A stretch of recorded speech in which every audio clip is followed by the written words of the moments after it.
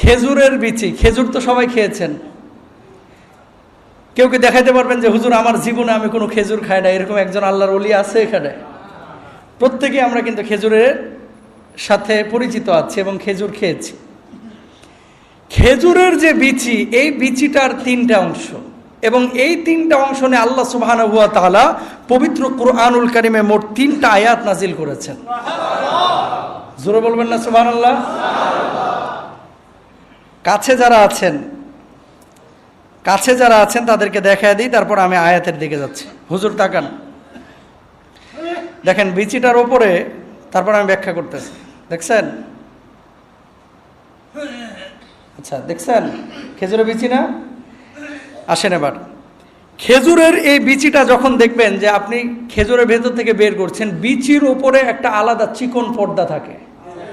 সুবহানাল্লাহ বলেন।